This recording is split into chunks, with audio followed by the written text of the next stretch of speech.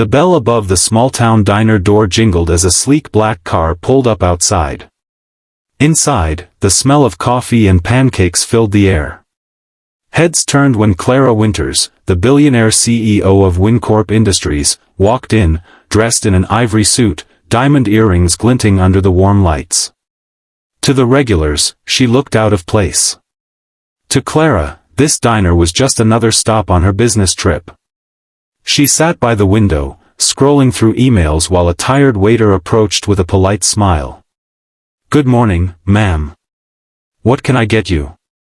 She didn't look up. "Black coffee. No sugar.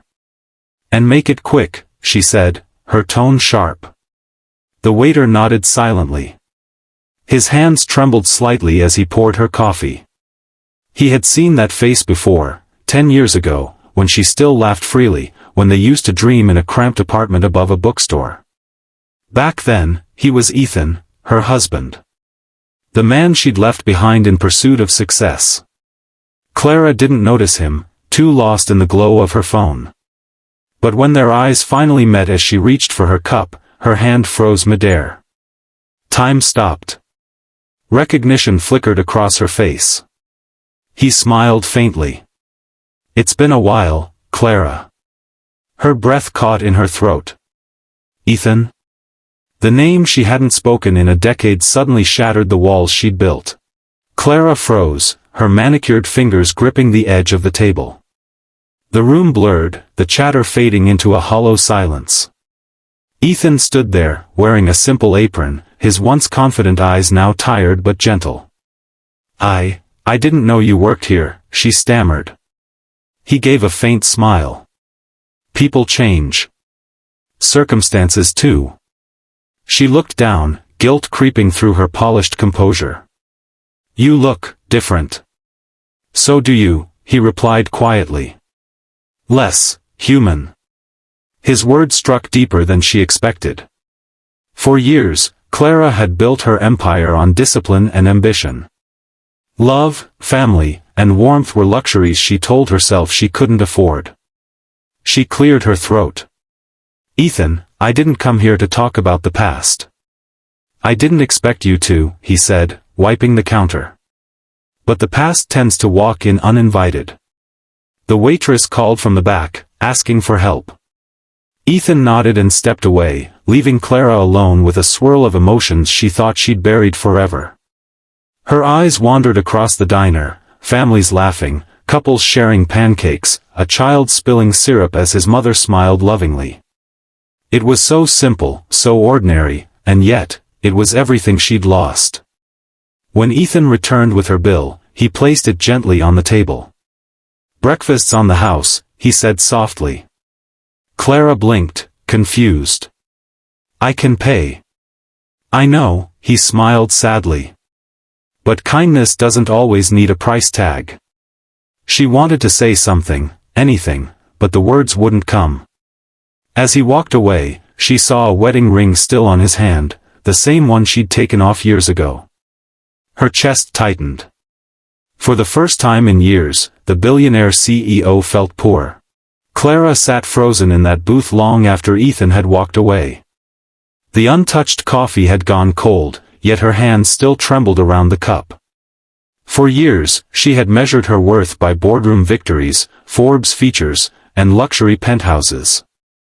But now, sitting in this humble diner, none of it felt like success. Her reflection in the window looked foreign. The woman staring back was powerful, polished, but empty. She watched Ethan laughing softly with a young waitress. There was kindness in his eyes, the same warmth that once pulled her through late nights and broken dreams.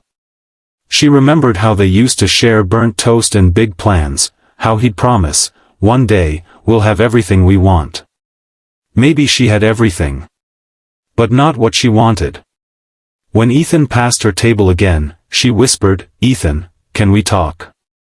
He paused, then nodded slowly.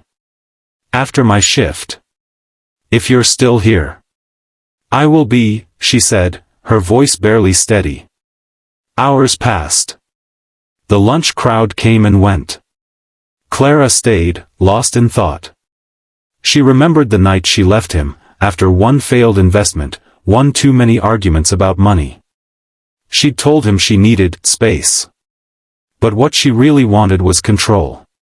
Now, a decade later, sitting alone in a small-town diner, she realized that control had cost her everything that mattered. When Ethan finally untied his apron and walked toward her, the setting sun cast a soft glow through the windows. For the first time, she looked at him not as a waiter, but as the man who once loved her more than anything. And maybe, just maybe, he still did. Ethan sat across from Clara, wiping his hands nervously on a towel. For a moment, neither spoke. The diner was quiet now, the hum of the coffee machine filling the silence between them. "You look tired," he said gently. Clara gave a bitter laugh. "That's what success does to you." He studied her face, those same eyes, only colder now. "You always chased something bigger. I just never realized I wasn't part of it." Her chest tightened. "That's not true, Ethan. I loved you. I just wanted more," he finished softly. "And I wasn't enough." Tears stung her eyes. "You were enough. I wasn't." He looked down, silent for a long time. Then he said, "After you left, I tried to follow you.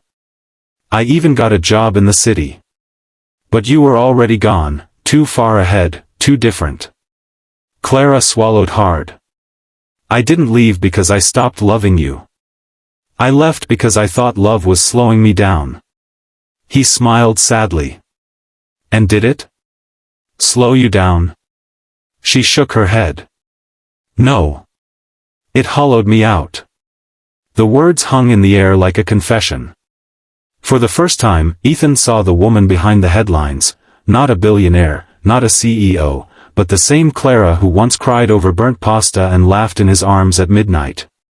"Ethan," she whispered, her voice trembling, "I don't expect forgiveness, but can we start over?" He didn't answer immediately. Instead, he reached across the table and gently took her hand. "I don't know where to start," he said softly. "But maybe, we can start with coffee." A tear rolled down her cheek, and she smiled for the first time in years. The next morning, Clara returned to the diner, no chauffeur, no designer suit, no diamond watch. Just a woman holding a paper cup of courage. Ethan was already there, wiping tables before the breakfast rush.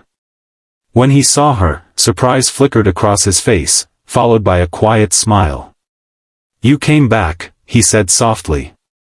"I told you," she replied, "I wasn't done talking." He chuckled lightly.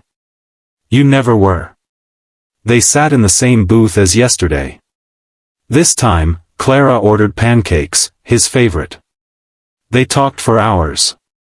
About the years they'd lost, the pain they'd buried, and the dreams that had faded but never truly died.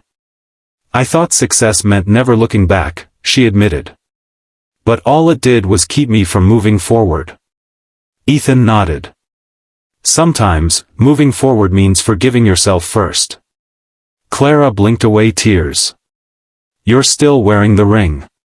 He looked down, twisting the old band. "I never took it off. Guess I wasn't ready to close that chapter." She reached across the table, her voice barely a whisper. "Maybe we can write a new one." He hesitated, then placed his hand over hers. "One page at a time."